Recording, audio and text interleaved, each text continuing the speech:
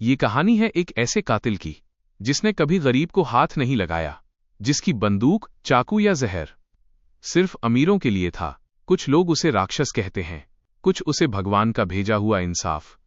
लेकिन सवाल यह है, क्या गुनाह हमेशा वही करता है जिसके हाथ में हथियार हो? शहर का नाम था विजयनगर। देश की सबसे महंगी कॉलोनियों में गिना जाता था। एक रात पुलिस को कॉल मिली, सर, कोठी नंबर 27 में एक लाश मिली है। जब पुलिस पहुंची तो सामने था शहर का जाना माना उद्योगपति महेश अग्रवाल। कमरा साफ था, तिजोरी खुली नहीं थी, घर में कोई तोड़फोड़ नहीं, लेकिन सीने पर रखा था एक कागज। ये हत्या नहीं है, ये न्याय है। यहीं से कहानी बदल गई।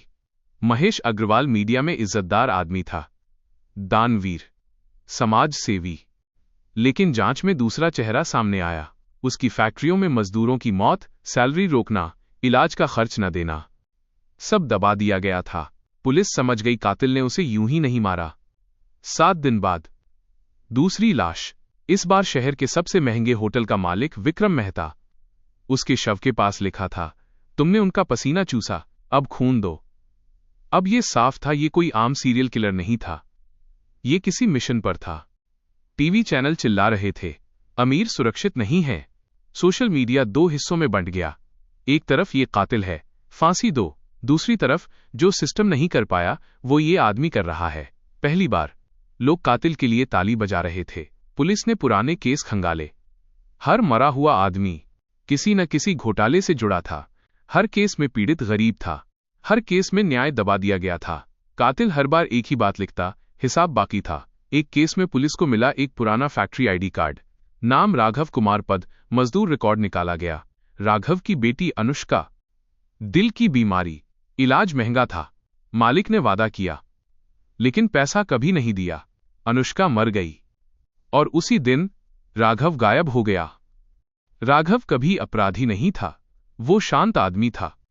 लेकिन जब बेटी की चिता जली, उसके अंदर कुछ मर गया। उसने कानून के दरवाजे खटखटाए। पुलिस ने केस बंद किया। कोर्ट में तारीख पर तारीख। फिर उसने फैसला किया, अब इंसाफ वो खुद करेगा। उसने सालों तक इंतजार किया, जानकारी इकट्ठा की और फिर शुरू किया अपना मिशन। शहर का सबसे बड़ा नाम अरुण मल्होत्रा। हजारों मजदूरों की जिंदगी उसने कुचली थी। राघव जानता था ये आखिरी है। हत्या के बाद वो भागा नहीं, वो खुद पुलिस स्टेशन पहुंचा और बोला, अब कोई बकाया नहीं है। कोर्ट में राघव ने सब कबूल किया, ना पछतावा ना डर। जज ने पूछा, क्या तुम्हें अपने गुनाह का अफसोस है?